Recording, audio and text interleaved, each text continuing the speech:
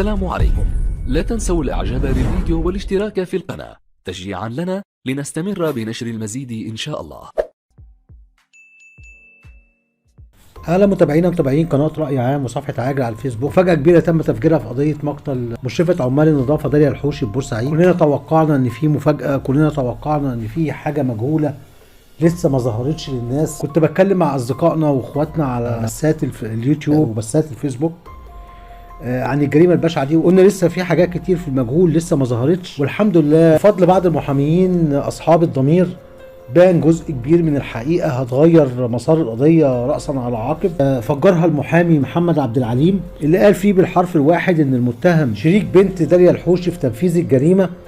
فجر مفاجاه كبيره جدا حوله، قال ان هو مجهول النسب، وقال ان هو والده ووالدته وهو كمان كان معاهم راحوا له المكتب لعمل شهاده ميلاد في المحكمه. تعالوا نرجع نتكلم عن تفاصيل القضيه ونقول، وبرضه في الاخر هنحط لكم اللي هو تقرير المحامي نفسه. المحامي قال انه مجهول النسب. المحامي بيكشف مفاجاه عن المتهم بقتل عشيقته ببورسعيد عمره اكبر من شهاده الميلاد. فجر المحامي محمد عبد العليم المحامي بمحافظه بورسعيد مفاجاه جديده في قضيه الطفل حسين قاتل عشيقته، وذلك بالتزامن مع نظر القضيه امام محكمه جنايات الاحداث لعدم بلوغ الطفل 14 عام. هو بياكد المحامي بيقول ان عمره اكبر من شهاده الميلاد. واكد المحامي محمد عبد العليم انه في بدايه القضيه لم يكن يعلم ان موكله سابقا هو المتهم، وعندما علم ذلك من احد اصدقائه اللي كانوا حاضرين القضيه ديت فانتهك خطوات نحو الحصول على اوراق القضيه القديمه، مؤكدا ان هذه الاوراق هتقلب موازين القضيه وتحول شكل محكمه الطفل، وفي حال تقديمها للمحكمه يتم احاله المحكمه للجنايات بدلا من جنايات الاحداث. وقال المحامي ان والده الطفل جات له من كام سنه هي والطفل كان مجهول النسب، وقالت انها من مدينه المنزله بمحافظه الدقهليه وما سجلتش الولد. راح المحامي اقام الدعوه وشهد الاب امام المحكمه ان حسين نجله، وتم اثبات النسب قبل ان يتم تحليل شهاده الميلاد بتاريخ 2008. وقال المحامي محمد عبد العليم ان الولد انا شفته في الوقت دوت وكان سنه كبير، واثبت النسب تنفيذا لطلب اهليته، وما كنتش اعرف حقيقه ميلاده او نسبه، انما بشهاده والده الحالي حكمت المحكمه في وقتها بنسبه، لكن انا متاكد ان عمره اكبر من 14 سنه. وقال المحامي محمد عبد العليم في كلامه انه يقدم كل الجهد من اجل تقديم هذا المستند في جلسه 14 يناير امام الجنايات، وقال ان دي حاجه ما بينه وما بين ربنا وامام الناس انه هيقتص الحق السيده داليا الحوشي، وكشف ان ذلك اذا ثبت امام المحكمه. وقال المحامي ان السن الحقيقي اذا ثبت امام المحكمه هتحيله لمحكمه الجنايات. اذا تبين ان عمره 15 عام ويوم فده هيتم سجنه لمده 15 سنه، اما اذا ثبت ان السن يتجاوز ال 18 فقد تصل عقوبته الى الاعدام. وتعالوا بقى نتكلم عن وقائع القضيه. يذكر ان السيده داليا الحوشي بمحافظه بورسعيد كانت قتلت على يد ابنتها نورهان التي تبلغ من العمر 20 عام، وعشيقها حسين الذي لم يتجاوز ال 14 عام بناء على الاوراق المقدمه في القضيه، وذلك باستخدام عصا بها مسامير وماء مغلي ومطرقه وسكين وكاس زجاجي. وتنظر قضيه محكمه جنايات بورسعيد محاكمه الابنه القاتله يوم 14 يناير الجاري، بينما تنظر جنايات الاحداث ثاني جلسات محاكمه الطفل في 15 يناير. تفاصيل جديده في القضيه، مفاجآت ما كانتش متوقعه. الحمد لله ما بيضيعش حق وراه مطالب. داليا الحوشي اتظلمت على ايد بنتها وايد عشيق بنتها، اتقتلت بغتة وغدر بدون وجه حق. كل ما هنالك ان هي كانت عايزه تصلح من احوال بنتها، وكانت النتيجه كانوا يا رب مع الشيطان على ميعاد، ما فيهاش كلام تاني. الحمد لله حقائق بتظهر، ولسه في مفاجآت هتظهر في محكمه نورهان نفسها. في حاجات كتير مش عارفينها هنعرفها، زي ما عرفنا اللي قالوا الولد قدام اولى جلسات محكمه الاحداث في بورسعيد. هيتفجر مفاجآت جديده، لسه القضيه فيها كتير يا جماعه، وان شاء الله حق داليا الحوشي هيرجع. وانا هسيبكم دلوقتي مع التقرير. بسم الله الرحمن الرحيم. والله القضيه لما علمت بها وعرفت باحداث القضيه لم اتاكد من اسم المتهم الا من فتره وجيزه، ولما عرفت يعني تذكرت ان انا جالي المكتب والده ووالدته وعملت لهم قضيه نسب. فحسيت ان ممكن ويقينا ان السن بتاعه هيبقى فيه اختلاف، قد يفيد في العداله وقد يفيد لورثه المجني عليها ويفيد في القضيه. استاذ محمد، المستشار محمد عبد العليم، عايزين نقول لك القضيه دي تعتبر من كام سنه بالظبط، او يعني والله كام سنة تحديداً؟ والله هي القضيه اترفعت؟ من سنوات، يمكن من 7 8 سنين، مش متذكر بالظبط. وانا ان شاء الله يعني بصدد ان انا اجيب اوراق القضيه عشان اقدمها للعداله وابلغ بها الجهات المعنيه. وانا فعلا طلعت المحامي العام والسكرتيره قالت لي هات بس رقم القضيه عشان اقدم ما يفيد جدي انني معايا مستندات تدعم القضيه وتحقق العداله.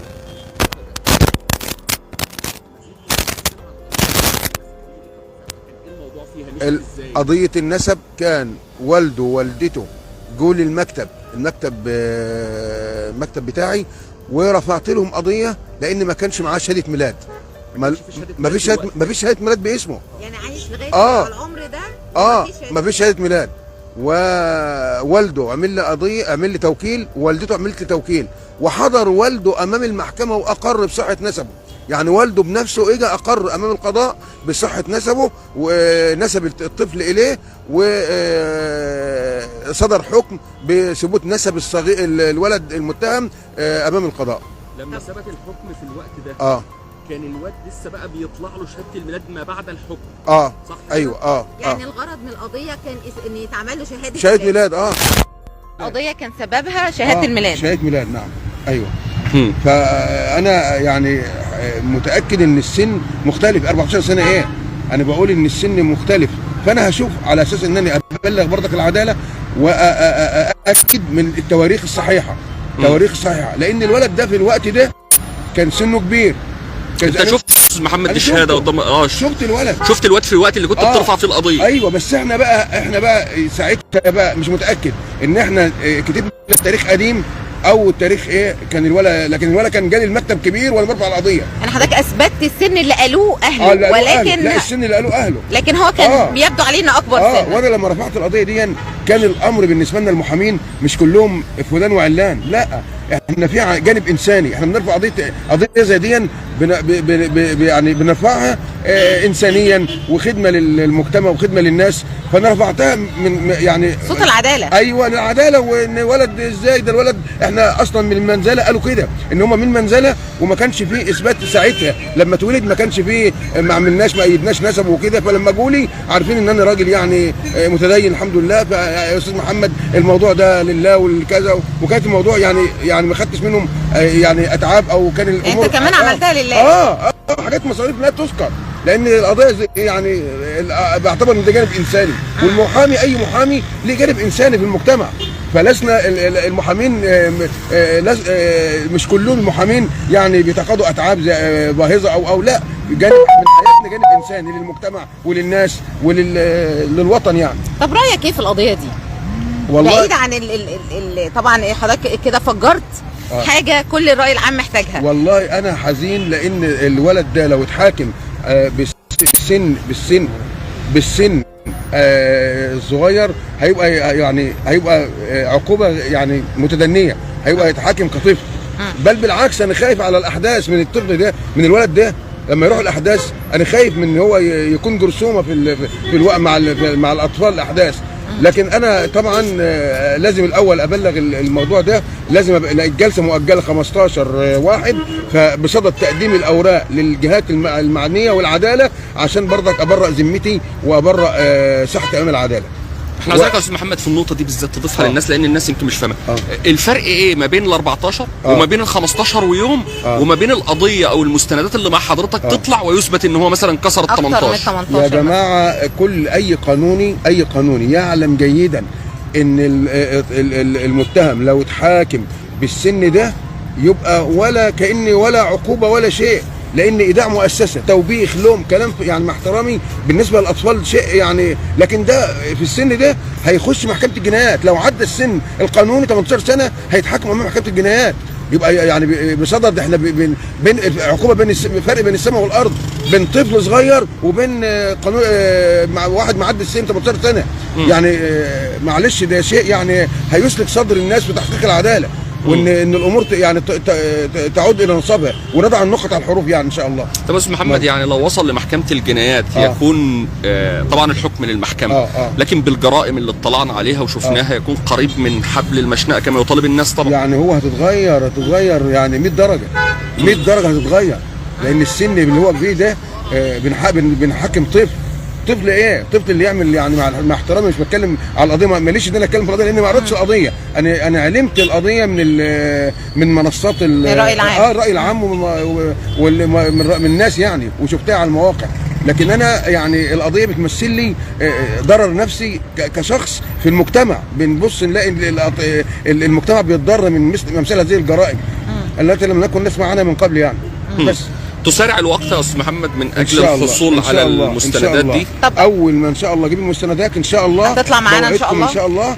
وقبل كل شيء لازم برضك اقدم المستند للعداله عشان ابقى حققت شيء، وانني يعني بعمل شيء خير، جانب خير للمجتمع، ووضع الامور في نصابها ان شاء الله. حضرتك عارف ان معظم يعني الراي العام والمحامين في نفس الاتجاه، يعني الكل بيحاول يجاهد من غير فلوس، يعني كل الناس بتتبرع عشان تثبت الحق. لما سمعت المجريات دي رايك انت كمحامي ورجل قضاء ايه؟ انا والله ما كنت اعرف ان هو ده المتهم اللي موجود اسمه عندي في المكتب، واللي كنت رفعت له قضيه النسب. انا فوجئت من احد الناس عارفه، قال لي ده فلان الفلاني. قلت له ازاي؟ قال لي والله حتى هو كمان حسني، قال لي انت لازم تقدم الاوراق. قلت له لا، ده شيء طبيعي لازم اقدمها، ولازم برضك ان احنا نحمي المجتمع من امثال هؤلاء. احنا دلوقتي بنشوف جرائم لم نكن نسمع عنها، حاجات من يعني علامات يوم القيامه، يعني امور غريبه وعجيبه على المجتمع البورسعيدي بالذات، يعني مجتمع الشهامه ومجتمع ما كانش فيه حاجه امثال هذه القضايا يعني. بس يعني حضرتك متوقع ايه؟ لا ان شاء الله بس يعني اجيب المستندات ان شاء الله، ويبقى الكلام عملي، وان شاء الله يبقى الكلام بالمستندات ان شاء الله. هي محفوظه عندك في ارشيف مثلا، فعشان كده حضرتك ايوه، لان هي من سنين فان شاء الله مجرد ما اجيبها ان شاء الله هطلعكم عليها. وقبل كل ده لازم العداله برضك اقدمها للعداله وبره ساعتها. وبعد ما سمعتم التقرير يا حبايبي، شكرا جدا لكم على حسن المتابعه. السلام عليكم. السلام عليكم. لا تنسوا الاعجاب بالفيديو والاشتراك في القناة تشجيعا لنا لنستمر بنشر المزيد إن شاء الله.